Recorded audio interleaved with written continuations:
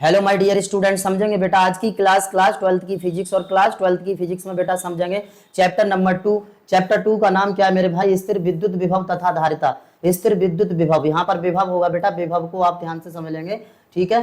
Chapter का नाम पूरा क्या है बाबू? स्थिर विद्युत विभव तथा धारिता वाले चैप्टर में आज हमारा टॉपिक कौन सा है? तो गोलीय संधारित्र। इससे पहले के लेक्चर में, लेक्चर नंबर 4 में बेटा पूरा हम संधारित्र की प्रकार में दो प्रकार समझ लिए थे, एक समांतर प्लेट संधारित्र की धारिता और दूसरा आंशिक रूप से परावैद्युत पदार्थ की उपस्थिति में समांतर प्लेट संधारित्र की धारिता। तो ये पूरा हमने दो टॉपिक कंप्लीट कर लिए थे बेटा, ध्यान से समझेंगे। अगर आप पार्ट 5 को देख रहे हैं मेरे भाई, आज का हमारा पार्ट 5 है। यदि आप पार्ट 5 को देख रहे हैं तो पहले एक काम करिए, पार्ट 5, पार्ट 2, पार्ट 1, पार्ट 2 और पार्ट 3, पार्ट 4 इनको क्रम से देख के आइए, जिससे कि आपको पूरा चैप्टर समझ में आए स्थिर विद्युत विभव धारिता का। देखिए, मैं जब क्लास शुरू करता हूं, जब चैप्टर किसी भी न्यू चैप्टर की क्लास शुरू करता हूं तो उस चैप्टर का पहले पूरा बेसिक इंट्रोडक्शन कराते हैं, उसके बाद में उसका लेक्चर देते हैं पूरा बेटा। तो ध्यान से आपको समझना है, पढ़ना है, मेहनत करना है एकदम मन लगा के। और एक काम जरूर करना है कि जिस किसी की आप स्टडी कर रहे हैं तो उसे क्रम से ही करना है, जिससे कि पूरा आपको समझ में आए, ठीक। तो आज का हमारा कौन सा पार्ट है मेरे भाई? पार्ट नंबर 5 है। इस पार्ट 5 में हम समझते हैं अपने गोलीय संधारित्र को। तो चलिए आज की क्लास को स्टार्ट करते हैं। सब गोलीय संधारित्र की धारिता, ठीक है। तो थोड़ा ध्यान से समझेंगे सभी स्टूडेंट। सपोज ये गोलीय संधारित्र है। आपको पता है कि संधारित्र दो प्लेटों से मिलकर बना हुआ है। यहाँ पर ये जो छोटा गोला आप देख, इस गोले को नाम दे देते हैं बेटा ए और बड़े गोले को नाम दे देते हैं बी। इस छोटे गोले की त्रिज्या सपोज कर लेते हैं कितनी है? स्मॉल ए है। और बड़े गोले की त्रिज्या सपोज कर लेते हैं कितनी है? स्मॉल बी है। ओके, जब इस छोटे गोले को आवेश दिया जाता है, इस छोटे गोले को +2 आवेश देते हैं, तो जिसके कारण इस गोले पर माइनस आवेश उत्पन्न हो जाता है, बड़े गोले पर माइनस आवेश उत्पन्न हो जाता है, और जिसको हम पृथ्वी से संपर्क करा देते हैं।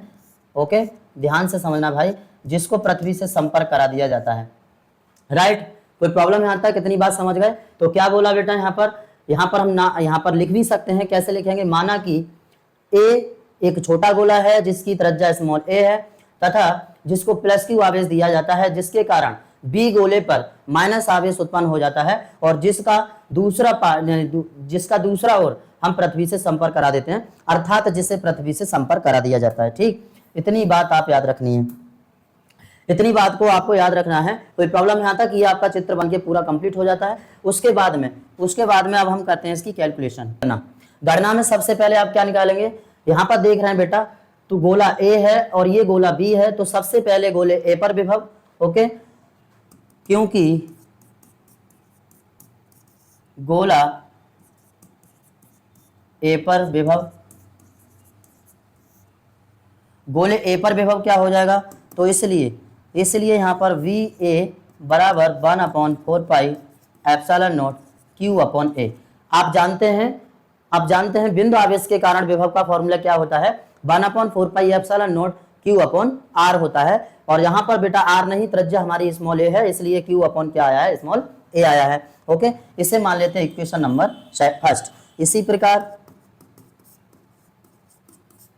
प्रकार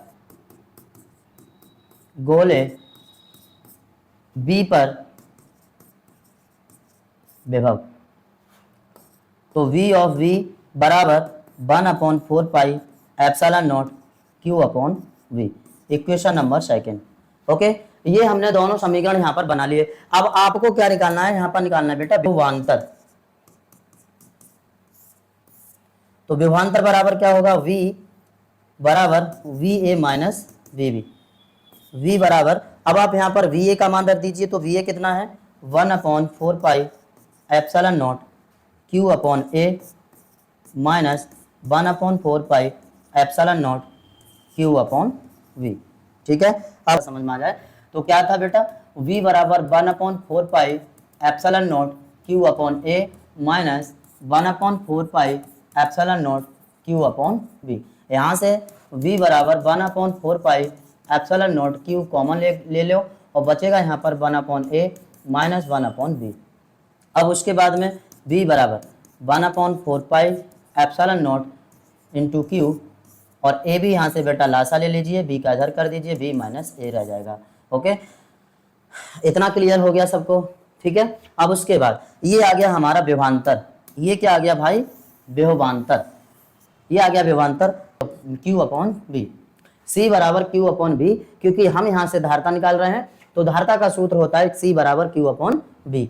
सो C बराबर Q की वैल्यू, Q कितना है हमारा, Q ही है, और V का मान रख दीजिए 1/4 pi epsilon naught Q into V minus A upon A B. Okay, यहाँ तक क्लियर भाई। उसके बाद Q से Q कैंसिल हुआ, ये ऊपर चला जाएगा, तो C बराबर क्या आ जाएगा 4 pi epsilon naught into A B upon B minus A. क्या हमारा यहाँ से कोई दिक्कत बेटा यहाँ तक? तो ये हमारा क्या है, गोलीय संधारित्र की धारता का सूत्र है C बराबर 4 pi epsilon naught A B upon B minus A. अब इससे आगे नेक्स्ट टॉपिक है बेटा हमारा बेलनाकार संधारित्र की धारता। बेलनाकार संधारित्र की धारता क्या है, तो इसे हम समझ लेते हैं। देखिए ये बेलनाकार संधारित्र की धारता का जो टॉपिक है, ये बेलनाकार संधारित्र है, ये किसी बोर्ड से हटा दिया गया है, लेकिन याद रखना पढ़ना प्रत्येक टॉपिक, क्योंकि अगर बेशक बोर्ड से हटा दिया है फिर भी आपके नॉलेज में रहना चाहिए। ठीक, नॉलेज में रहना बहुत जरूरी है, ये बात आपको याद रखना है। किसी बोर्ड में है, जैसे बिहार बोर्ड में है, यूपी बोर्ड में है, तो किसी बोर्ड में है, लेकिन किसी बोर्ड से ये हटा दिया है, तो उसे माइंड नहीं करना है, लेकिन नॉलेज के लिए आपको रखना है, पढ़ना है। तो चलिए यहाँ पर समझते हैं बेलनाकार संधारित्र की धारता का सूत्र। तो सबसे पहले हम सपोज करते हैं ये बेलनाकार संधारित्र है। अब इस बेलन की हम त्रिज्या सपोज कर लेते हैं कितनी है बेटा, स्मॉल ए है। तो बड़े वाले बेलन की त्रिज्या सपोज कर लेते हैं कितनी है, स्मॉल बी है।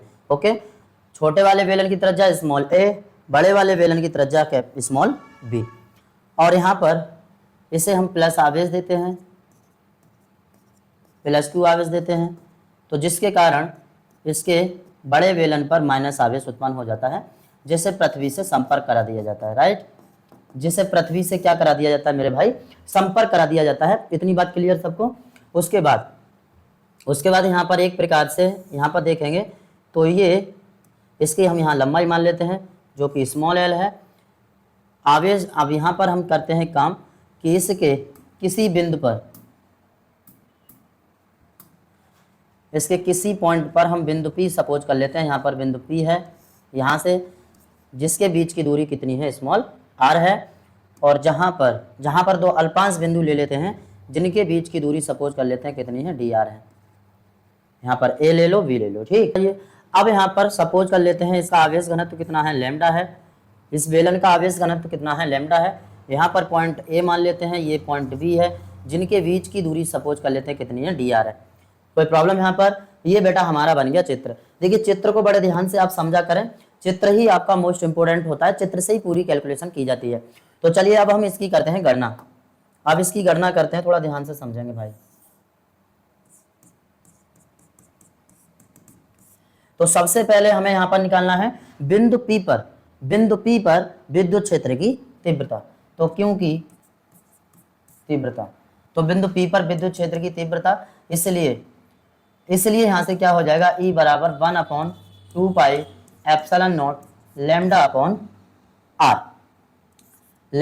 आर। यहाँ पर देखिए बिंदु P पर विद्युत क्षेत्र की तीव्रता निकाल रहे हैं, तो यहाँ से यहाँ तक की दूरी कितनी है, स्मॉल r है, ये r है। और रेखीय आवेश घनत्व, इसका जो आवेश घनत्व वो कितना है बेटा, लैम्डा है। और 2 पाई एप्सिलॉन नॉट, याद रखेंगे बेटा जिस समय हमने गॉस के प्रमेय के अनुप्रयोग में बेलनाकार युक्ति से विद्युत क्षेत्र की तीव्रता की गणना कराई थी, मतलब रेखीय चालक के कारण, एक सरल रेखीय चालक के कारण विद्युत क्षेत्र की तीव्रता की गणना कराई थी, उसमें बताया था कि उसका जो गणना का सूत्र होता है, उस विद्युत क्षेत्र की तीव्रता का जो फॉर्मूला है वो क्या है, E बराबर 1/2 pi epsilon naught lambda upon r। ठीक है। अब उसके बाद हमें यहाँ पर क्या करना है, एकांक आवेश यहाँ पर कहीं रखा हो, एकांक आवेश यहाँ पर कहीं रखा हो, तो बिंदु B से बिंदु A तक ले जाने में एकांक आवेश को कितना कार्य करना पड़ेगा वो हम यहाँ पर निकालेंगे। तथा एकांक आवेश को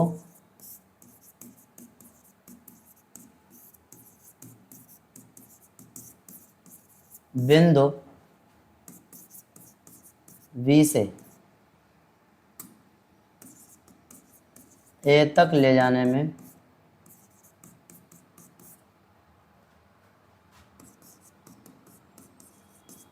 ले जाने में किया गया कार्य।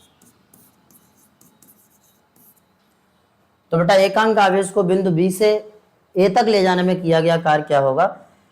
सो इसलिए ये होता है W बराबर E into D are. D R यहाँ पर क्या है, हम बिंदु बी से ए तक ले जा रहे हैं, यानी कि एक छोटा सा वर्ग कर रहे हैं, तो उसका जो विस्थापन है वो कितना है, डी आर है। और हम ले जा रहे हैं तो बल लगा रहे हैं, बल यहाँ पर क्या है, ई है।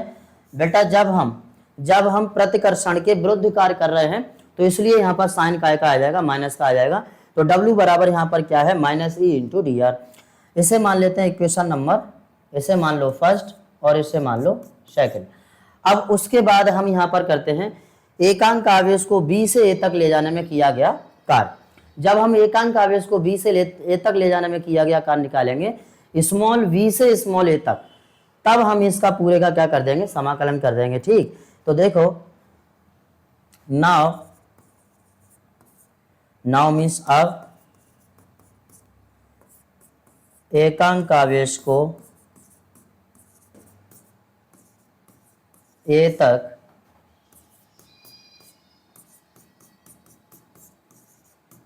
ले जाने में किया गया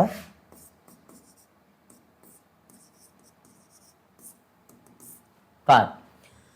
तो एकांक आवेश को बी से ए तक ले जाने में किया गया कार्य क्या होगा, नेक्स्ट स्लाइड पे समझते हैं। देखिए बेटा, तो इंटीग्रेशन बी से ए तक ले जा रहे हैं और यहाँ पर हो जाएगा हमारा डी डब्ल्यू। यहाँ पर क्या हो जाएगा बेटा, डी डब्ल्यू, इसे आप याद रखेंगे। ठीक, तो चलिए डी डब्ल्यू की वैल्यू रख दीजिए। तो डब्ल्यू बराबर integration B to A, D W कितना है, minus A into D R. Minus को बाहर ले लो, बाहर निकाल लीजिए, minus 1/2 pi epsilon naught lambda, और यहाँ पर हमारा बच गया 1/r, इसका कर देंगे समाकलन। यहाँ पर इसका कर देंगे समाकलन। तो W बराबर -2 pi epsilon naught into lambda, और समाकलन करेंगे बेटा 1/r का, 1/r का समाकलन करेंगे तो ये हो जाएगा log r, और लिमिट है b से a, लिमिट को अप्लाई कर देंगे। तो W बराबर -2 pi epsilon naught lambda log b, okay, log a minus log b। अब जानते हैं आप क्योंकि log m minus log n बराबर क्या होता है, log m/n। वो फॉर्मूला आप यहाँ पर पुटअप कर देंगे तो ये हो जाएगा W, तो यहाँ पर 1/2 पाई एप्सिलॉन नॉट log, ये हो जाएगा बेटा b/a, ओके, ये हो जाएगा यहाँ पर भाई b/a, और यहाँ पर क्या कितना है, तो ये है लैम्डा, यहाँ पर है लैम्डा। ओके, कोई समस्या यहाँ तक? अब ये आ गया हमारा क्या,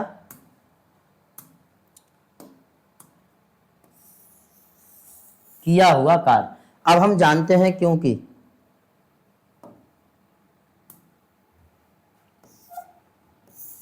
बट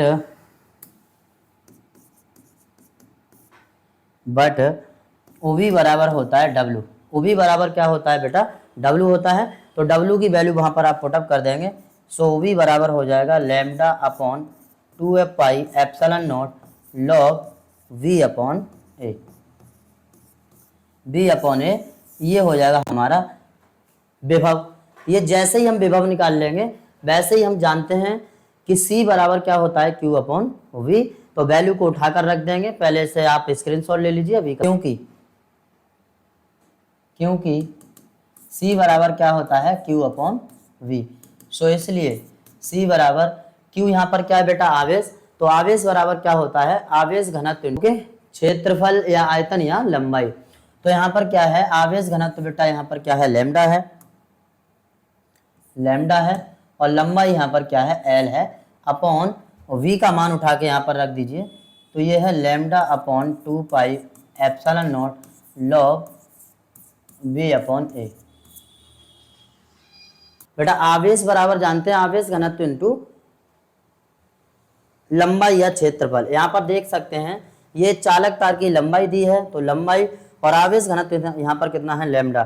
तो आवेश बराबर होता है आवेश घनत्व इंटू लंबाई या क्षेत्रफल या आयतन, तो यहाँ पर लंबाई लगाएंगे इंटू एल। तो यहाँ पर देखिए अब कट जाएगा, बाकी यद एल बराबर 1 इकाई पर बन रखेंगे तो ये पूरा 2 पाई एप्सिलॉन नॉट ऊपर पहुंच जाएगा, 2 पाई एप्सिलॉन नॉट ऊपर, अपॉन में रह जाएगा log base E B upon A. Okay, इससे भी ज़्यादा अगर आप करना चाहते हैं, इससे भी ज़्यादा यदि आप करना चाहते हैं तो यहाँ पर और बदल सकते हैं, बेस ई को बेस 10 में बदल सकते हैं। तो या करके लिखना चाहें या करके लिख सकते हैं, ई सी बराबर 2 pi epsilon naught upon 2.303 log v upon A, और यहाँ पर अब हो जाएगा हमारा बेस 10। तो ये फॉर्मूला होता है बेटा आपका बेलनाकार संधारित्र की धारिता का सूत्र। ओके, तो बेलनाकार संधारित्र की धारिता का भी सूत्र हमने यहाँ पर देख लिया, C बराबर 2 pi epsilon naught upon 2.303 into log base 10 b upon A. कोई प्रॉब्लम यहाँ तक? इसका एक स्क्रीनशॉट ले लीजिए और रिवाइज कर लीजिए पूरा। नेक्स्ट टॉपिक है बेटा संधारित्रों का संयोजन। वेरी वेरी मोस्ट इंपोर्टेंट मेरे भाई, संधारित्रों का संयोजन। तो समझेंगे जिस प्रकार हमने प्रतिरोधों का संयोजन समझा उसी प्रकार संधारित्रों का संयोजन समझेंगे। सबसे पहला इसमें टॉपिक है हमारा श्रेणी क्रम संयोजन। देखिए बेटा यहाँ पर ध्यान से समझोगे, ये टॉपिक्स ऐसे हैं, इनसे रिलेटेड अगर ये नहीं आएंगे तो इनसे रिलेटेड बेटा न्यूमेरिकल जरूर बोर्ड एग्जाम में पूछ लेता है। ठीक, तो बड़े ध्यान से समझना, संधारित्रों का संयोजन, प्रतिरोधों का संयोजन, कुंडलियों का संयोजन। यहाँ पर ये जो संयोजन है, इन संयोजनों को बड़े ध्यान से आप समझना, और पूरा जितने भी यहाँ पर संयोजन के टॉपिक्स हैं, जैसे प्रतिरोधों का संयोजन हो गया, संधारित्रों का संयोजन, कुंडलियों का संयोजन, सेलों का संयोजन, ये जितने भी संयोजन हैं उनको अच्छे से आप कवर कर लेना, क्योंकि एक ना एक संयोजन बोर्ड एग्जाम में जरूर पूछता है और उससे संबंधित सवाल यानी कि जो आंकिक प्रश्न होते हैं वो जरूर आते हैं भाई। तो अच्छे से यहाँ पर समझना संधारित्रों के संयोजन को। उसमें पहला पॉइंट है हमारा कौन सा? श्रेणी क्रम संयोजन। ठीक है बेटा, तो यहाँ पर समझते हैं भाई श्रेणी क्रम संयोजन क्या है। तो देखिए यहाँ पर श्रेणी क्रम में बेटा, श्रेणी क्रम संयोजन में दो या दो से अधिक संधारित्रों को, ये दो या दो से अधिक संधारित्रों को श्रेणी क्रम में जोड़ा है। ओके, जिनको यहाँ पर हम पृथ्वी से संपर्क करा देते हैं और जिसको प्लस क्यू आवेश दिया जाता है। ओके, तो थोड़ा ध्यान से सुनना, ये कैपेसिटर C1 है, C2, C3, संधारित्र C1, C2 और C3, यहाँ पर ये संधारित्र हैं। एक बात आप याद रखेंगे भाई कि यहाँ पर सबसे पहला पॉइंट आवेश, श्रेणी क्रम संयोजन में आवेश हमेशा नियत रहता है, ये बात आपको याद रखनी है। श्रेणी क्रम संयोजन में आवेश कैसा होता है? तो नियत होता है, लेकिन विभव कैसा होता है? यहाँ पर परिवर्तित होता है, इसे नहीं भूलना है। ठीक, तो यहाँ पर बेटा संधारित्र में श्रेणी क्रम संयोजन में आवेश तो नियत होगा लेकिन विभव परिवर्तित होगा। यहाँ पर देख सकते हैं संधारित्र C1 का विभव V1 है, C2 का V2 है और C3 का V3 है। यहाँ पर विभव इस प्रकार है, तो क्योंकि कुल विभव प्लस V3, क्योंकि कुल विभव V बराबर V1 plus V2 plus V3, इसे मान लेते हैं इक्वेशन नंबर फर्स्ट। लेकिन बट हम जानते हैं C बराबर होता है Q अपॉन V। C बराबर क्या होता है बेटा? Q upon V। So this is imply that अगर हम यहाँ से V निकालेंगे तो क्या आ जाएगा? Q अपॉन C आ जाएगा। क्या आ जाएगा बेटा? Q अपॉन C आ जाएगा। ओके, यहाँ तक समझ रहे हैं सब बच्चे? अब यहाँ पर देखिए, इसमें ही अगर मैं यहाँ पर V1 निकालूं तथा V1 निकालूं तो क्या होगा? Q अपॉन C1 होगा। और V2 निकालूं तो बेटा क्या होगा? Q अपॉन C2 होगा। इसी प्रकार जब मैं V3 निकालूं तो Q अपॉन C3 होगा। ओके, ये जितनी भी वैल्यू हैं, ये जितनी भी वैल्यू हैं V1, V2, V3 के मान उठा के समीकरण 1 में पुटअप कर देते हैं। तो यहाँ पर अब लिखेंगे समीकरण 1 से,